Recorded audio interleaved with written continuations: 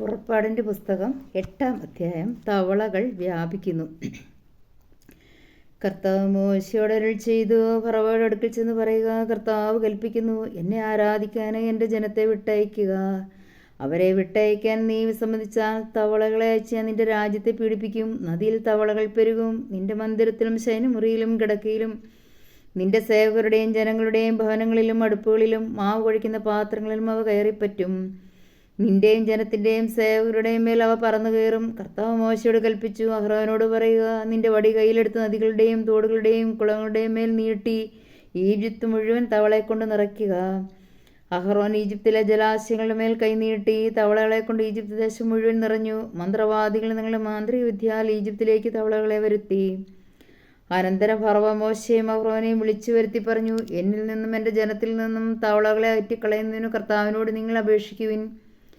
കർത്താവിന് ബലിയർപ്പിക്കാനായ ജനത്തെ ഞാൻ വിട്ടയക്കാം. മോശ ഫറവയോട് പറഞ്ഞു, തവളകളെ നിന്നിൽ നിന്നും നിങ്ങളുടെ ഭവനങ്ങളിൽ നിന്നും അകറ്റി നദിയിൽ മാത്രം ഒതുക്കി നിർത്തുന്നതിനായി നിനക്കും സേവകർക്കും ജനത്തിനു വേണ്ടി ഞാൻ എപ്പോഴാണ് പ്രാർത്ഥിക്കേണ്ടതെന്ന് അറിയിക്കുക. ഫറവ പറഞ്ഞു, നാളെ. മോശ തുടർന്നു, അങ്ങനെ ആകട്ടെ. ഞങ്ങളുടെ ദൈവമായ കർത്താവിന് തുല്യനായി മറ്റാരുമില്ലെന്ന് അങ്ങനെ നീ ഗ്രഹിക്കും. തവളകൾ നിന്നിൽ നിന്നും വീടുകളിൽ നിന്നും സേവകരിൽ നിന്നും ജനത്തിൽ നിന്നും അകന്നു നദിയിൽ മാത്രം ഒതുങ്ങി നിൽക്കും. മോശയും അഹ്റോനും ഫറവോയുടെ അടുത്ത് നിന്ന് പോയി. തവളകളെക്കുറിച്ച് താൻ ഫറവയോട് പറഞ്ഞതുപോലെ മോശ കർത്താവിനോട് അപേക്ഷിച്ചു. മോശ അപേക്ഷിച്ചതുപോലെ കർത്താവ് പ്രവർത്തിച്ചു. വീടുകളിലും അങ്കണങ്ങളിലും വയലുകളിലും ഉണ്ടായിരുന്ന തവളകൾ ചത്തൊടുങ്ങി. അവർ അവയെ വലിയ കൂനുകളായി കൂട്ടി. നാട്ടിൽ ദുർഗന്ധം വ്യാപിച്ചു. സൂര്യൻ ലഭിച്ചെന്ന് കണ്ടപ്പോൾ കർത്താവ് പറഞ്ഞതുപോലെ ഫറവോയുടെ ഹൃദയം കഠിനമായി. അവൻ അവരുടെ വാക്ക് ശ്രദ്ധിച്ചില്ല. കർത്താവ് മോശയോട് പറഞ്ഞു, നീ അഹ്റോനോട് പറയുക, നിന്റെ വടി കൊണ്ട് നിലത്തെ പൂഴിയിലടിക്കുക. അപ്പോൾ അത് പേനായി തീർന്ന് ഈജിപ്ത് മുഴുവൻ വ്യാപിക്കും. അവൻ അപ്രകാരം ചെയ്തു. അഹ്റോൻ വടിയെടുത്ത് കൈനീട്ടി നിലത്തെ പൂഴിയിലടിച്ചു. ഉടനെ മനുഷ്യരുടെയും മൃഗങ്ങളുടെയും മേൽ പേൻ നിറഞ്ഞു. ഈജിപ്തിലെ പൂഴി മുഴുവൻ പേനായി തീർന്നു. മന്ത്രവാദികൾ നിങ്ങളുടെ മാന്ത്രിക വിദ്യയാൽ പേൻ പുറപ്പെടുവിക്കാൻ ശ്രമിച്ചു, എന്നാൽ സാധിച്ചില്ല. മനുഷ്യരുടെയും മൃഗങ്ങളുടെയും മേൽ പേൻ നിറഞ്ഞു നിന്നു. അപ്പോൾ മന്ത്രവാദികൾ ഫറവോയോട് പറഞ്ഞു, ഇവിടെ ദൈവകരം പ്രവർത്തിക്കുന്നു. എങ്കിലും കർത്താവ് മുൻകൂട്ടി അറിയിച്ചതുപോലെ ഫറവോ കഠിനഹൃദയനായി നിലകൊണ്ടു. അവൻ അവരുടെ വാക്ക് ശ്രദ്ധിച്ചില്ല. കർത്താവ് മോശയോട് അരുൾ ചെയ്തു, നീ അതിരാവിലെ എഴുന്നേറ്റ് ഫറവോ നദിയിലേക്ക് വരുമ്പോൾ അവൻ്റെ വഴിയിൽ കാത്തുനിന്ന് അവനോട് പറയണം, കർത്താവ് ഇപ്രകാരം പറയുന്നു, എന്നെ ആരാധിക്കാനെ എൻ്റെ ജനത്തെ വിട്ടയക്കുക. എൻ്റെ ജനത്തെ വിട്ടയക്കാത്ത പക്ഷം നിൻ്റെയും സേവകരുടെയും ജനത്തിൻ്റെയും മേൽ ഞാൻ ഈച്ചകളെ അയക്കും. അങ്ങനെ ഈജിപ്തുകാരുടെ ഭവനങ്ങൾ ഈച്ചകളെ കൊണ്ടുനിറയും. അവർ നിൽക്കുന്ന സ്ഥലം പോലും ഈച്ചക്കൂട്ടങ്ങൾ പൊതിയും. എന്നാൽ എൻ്റെ ജനം വസിക്കുന്ന ഗോഷൻ പ്രദേശത്ത് ഞാൻ ഒഴിച്ചു നിർത്തും. അവിടെ ഈച്ചകൾ ഉണ്ടായിരിക്കില്ല. അങ്ങനെ ഭൂമിയിൽ ഞാനാണ് കർത്താവ് എന്ന് നീ ഗ്രഹിക്കും. എൻ്റെ ജനത്തെ നിന്റെ ജനത്തിൽ നിന്ന് ഞാൻ വേർതിരിക്കും. ഈ അടയാളം നാളെ തന്നെ കാണപ്പെടും. കർത്താവ് പ്രകാരം പ്രവർത്തിച്ചു. ഫറവോയുടെയും സേവകരുടെയും ഭവനങ്ങളിൽ മാത്രമല്ല, ഈജിപ്ത് രാജ്യം മുഴുവൻ ഈച്ചകളുടെ കൂട്ടം കൊണ്ട് നിറഞ്ഞു. ഈച്ചകൾ മൂലം നാട് നശിച്ചു തുടങ്ങി. അപ്പോൾ ഫറവോ മോശയെയും അഹ്റോനെയും വിളിച്ചു പറഞ്ഞു, നിങ്ങൾ പോയി രാജ്യത്തിനുള്ളിൽ എവിടെയെങ്കിലും നിങ്ങളുടെ ദൈവത്തിന് ബലിയർപ്പിച്ചു കൊള്ളുവിൻ. മോശ പറഞ്ഞു, അങ്ങനെ ചെയ്യുന്നത് ശരിയല്ല. കാരണം ഈജിപ്തുകാർക്ക് അരോചകമായ വസ്തുക്കളാണ് ഞങ്ങളുടെ ദൈവമായ കർത്താവിന് ഞങ്ങൾ ബലിയർപ്പിക്കുന്നത്. തങ്ങൾക്ക് അരോചകമായ വസ്തുക്കൾ അവർ കാണുകയെ ബലിയർപ്പിക്കുകയാണെങ്കിൽ അവർ ഞങ്ങളെ കല്ലെറിയുകയില്ലേ? കർത്താവിൻ്റെ കൽപ്പന അനുസരിച്ച് ഞങ്ങൾ 3 ദിവസത്തെ യാത്ര ചെയ്ത് മരുഭൂമിയിൽ വെച്ച് ഞങ്ങളുടെ ദൈവമായ കർത്താവിന് ബലിയർപ്പിക്കട്ടെ. അപ്പോൾ ഫറവോ പറഞ്ഞു, നിങ്ങളുടെ ദൈവമായ കർത്താവിന് മരുഭൂമിയിൽ ബലിയർപ്പിക്കാൻ ഞാൻ നിങ്ങളെ വിട്ടയക്കാം. എന്നാൽ നിങ്ങൾ വളരെ അകലെ പോകരുത്. എനിക്ക് വേണ്ടി നിങ്ങൾ പ്രാർത്ഥിക്കുകയും വേണം. മോശ ഫറവയോട് പറഞ്ഞു, ഞാൻ ഉടനെ നിന്നെ വിട്ടുപോവുകയാണ്. ഫറവോയിൽ നിന്നും സേവകരിൽ നിന്നും ജനത്തിൽ നിന്നും ഈച്ചകൾ നാളെ തന്നെ അകന്നു പോകണമെന്ന് ഞാൻ കർത്താവിനോട് പ്രാർത്ഥിക്കും. കർത്താവിന് ബലിയർപ്പിക്കാൻ വേണ്ടി ജനങ്ങളെ വിട്ടയക്കാതെ വീണ്ടും വഞ്ചനാപരമായി പെരുമാറാതിരുന്നാൽ മതി. മോശ ഫറവോയുടെ അടുക്കൽ നിന്ന് പോയി കർത്താവിനോട് പ്രാർത്ഥിച്ചു. കർത്താവ് മോശയുടെ അപേക്ഷ അനുസരിച്ച് പ്രവർത്തിച്ചു. ഫറവോയിൽ നിന്നും സേവകരിൽ നിന്നും ജനത്തിൽ നിന്നും ഈച്ചകളെ അകറ്റി. ഒന്നുപോലും അവശേഷിച്ചില്ല. എന്നാൽ ഫറവോ ഇപ്രാവശ്യം ഹൃദയം കഠിനമാക്കി. ലേവ്യരുടെ പുസ്തകം 6-ാം അധ്യായം. കർത്താവ് മോശയോട് അരുൾ ചെയ്തു, സൂക്ഷിക്കാൻ ഏൽപ്പിച്ചതോ ഈടുവെച്ചതോ ആയ വസ്തു തിരിച്ചു കൊടുക്കാതെയും കവർച്ച ചെയ്തും അയൽക്കാരനെ വഞ്ചിക്കുക, പീഡിപ്പിക്കുക, കാണാതെ പോയത് കണ്ടുകിട്ടിയിട്ടും ആ കാര്യം നിഷേധിച്ച് കള്ളസത്യം ചെയ്യുക എന്നിങ്ങനെയുമുള്ള പാപങ്ങളിൽ ഏതെങ്കിലും ഒന്ന് പ്രവർത്തിച്ച് കർത്താവിനോട് അവിശ്വസ്ത കാണിക്കുന്നവൻ കുറ്റക്കാരനായിരിക്കും. ഒരുവൻ ഇങ്ങനെ പാപം ചെയ്ത് കുറ്റക്കാരനായാൽ അവൻ കവർച്ച കൊണ്ടോ മർദ്ദനത്തിലൂടെയോ കൈവശപ്പെടുത്തിയതും സൂക്ഷിക്കാൻ ഏൽപ്പിക്കപ്പെട്ടതും കാണാതെ പോയി കണ്ടുകിട്ടിയതും കള്ളസത്യം ചെയ്ത് നേടിയതും എല്ലാം വിലയുടെ 5-1 ഭാഗം കൂട്ടിച്ചേർത്ത് പ്രായശ്ചിത്ത ബലിയുടെ ദിവസം ഉടമസ്ഥന് തിരിച്ചു കൊടുക്കണം. കൂടാതെ പ്രായശ്ചിത്ത ബലിക്കുള്ള ചെലവനുസരിച്ച് നീ നിശ്ചയിക്കുന്ന വില വരുന്ന ഊനമറ്റൊരു മുട്ടാടിനെ ആട്ടിൻപറ്റത്തിൽ നിന്നും കർത്താവിന് പ്രായശ്ചിത്ത ബലിയായി പുരോഹിതന്റെ അടുക്കൽ കൊണ്ടുവരണം. പുരോഹിതൻ കർത്താവിന്റെ മുൻപിൽ അവനുവേണ്ടി പാപപരിഹാരം ചെയ്യണം. അപ്പോൾ അവൻ ചെയ്ത ഏതു കുറ്റത്തിൽ നിന്നും അവന് മോചനം ലഭിക്കും.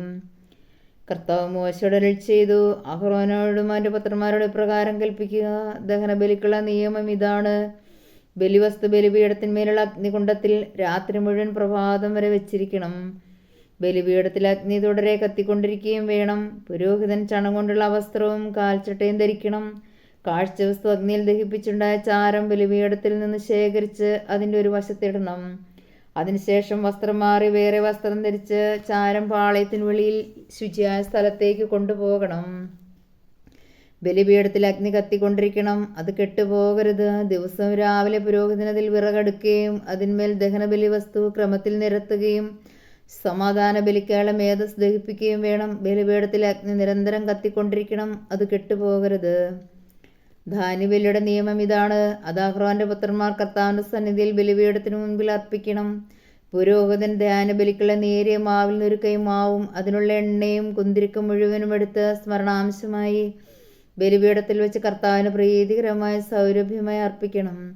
ശേഷിക്കുന്ന അഹ്റോനും പുത്രന്മാരും ഭക്ഷിക്കണം. വിശുദ്ധ സ്ഥലത്ത് വെച്ച് പുളിപ്പില്ലാത്ത അപ്പമുണ്ടാക്കി വേണം അത് ഭക്ഷിക്കാൻ. സമാഗമ കൂടാരത്തിന്റെ അങ്കണത്തിൽ വെച്ച് അവർ അത് ഭക്ഷിക്കണം. അത് പുളിപ്പ് ചേർത്ത് ചുടരുത്. എൻ്റെ ദഹനബലികളിൽ നിന്ന് അവരുടെ ഓഹരിയായി ഞാനത് കൊടുത്തിരിക്കുന്നു. പാപപരിഹാര ബലി പോലെയും പ്രായശ്ചിത്ത ബലി പോലെയും അത് ഏറ്റവും വിശുദ്ധമാണ്. അഹ്റോന്റെ പുത്രന്മാർക്കെല്ലാവർക്കും കർത്താവിന്റെ ദഹനബലിയിൽ നിന്ന് ഭക്ഷിക്കാം. തലമുറ തോറും എന്നും നിലനിൽക്കേണ്ട നിയമമാണിത്. അവയെ സ്പർശിപ്പിക്കുന്നവരെല്ലാം വിശുദ്ധരായിത്തീരും. കർത്താവ് മോശയോട് അരുളി ചെയ്തു, അഹ്റോനും അവന്റെ പുത്രന്മാരും അഭിഷേക ദിവസം കർത്താവിന് സമർപ്പിക്കേണ്ട ബലി ഇതാണ്. ഒരു ഏഫായുടെ 10 നേരിയ മാവ് അനുദിന ധാന്യബലിയായി പകുതി രാവിലെയും പകുതി വൈകുന്നേരവും അർപ്പിക്കണം.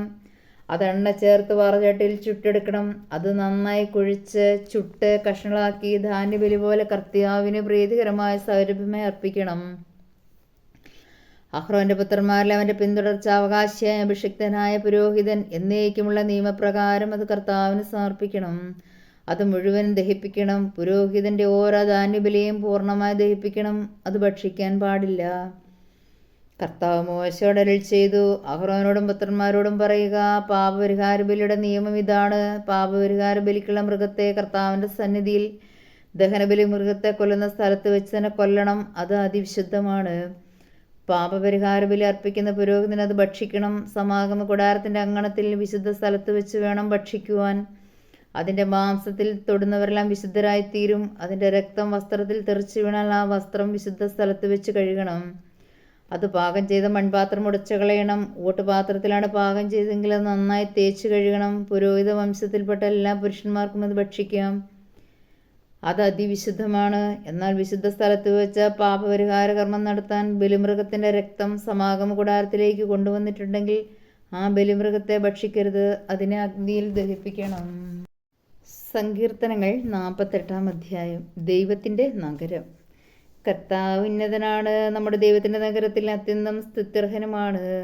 ഉയർന്നു മനോഹരമായ അവിടുത്തെ വിശുദ്ധഗിരി ഭൂമി മുഴുവൻ്റെയും സന്തോഷമാണ്. അങ്ങ് വടക്കുള്ള സിയോൻ പർവ്വതം ഉന്നതനായ രാജാവിൻ്റെ നഗരമാണ്. അതിൻ്റെ കോട്ടകൾക്കുള്ളിൽ ദൈവം സുനിശ്ചിതമായ അഭയകേന്ദ്രമായി വെളിപ്പെട്ടിരിക്കുന്നു. ഇതാ രാജാക്കന്മാർ സമ്മേളിച്ചു, അവർ ഒത്തൊരുമിച്ച് മുന്നേറി. സിയോനെ കണ്ടവർ അമ്പരന്നു, പരിഭ്രാന്തരായവർ പലായനം ചെയ്തു. അവിടെ വെച്ച് അവർ ഭയന്ന് വിറച്ചു. ഈറ്റുനോവിനത്ത കഠിന വേദന അവരെ ഗ്രസിച്ചു. കിഴക്കൻ കാറ്റിൽപ്പെട്ട താർഷിഷ് കപ്പലുകളെ പോലെ അവർ തകരുന്നു. നാം കേട്ടതുപോലെ തന്നെ സൈന്യങ്ങളുടെ കർത്താവിൻ്റെ നഗരത്തിൽ നാം കണ്ടു. ദൈവം എന്നേക്കുമായി സ്ഥാപിച്ചിരിക്കുന്ന അവിടുത്തെ നഗരത്തിൽ തന്നെ. ദൈവമേ, അങ്ങയുടെ ആലയത്തിൽ ഞങ്ങൾ അങ്ങയുടെ കാരുണ്യത്തെ ധ്യാനിച്ചു. ദൈവമേ, അങ്ങയുടെ നാമം എന്നതുപോലെ അങ്ങയുടെ സ്തുതികളും ഭൂമിയുടെ അതിരുകളോളം എത്തുന്നു.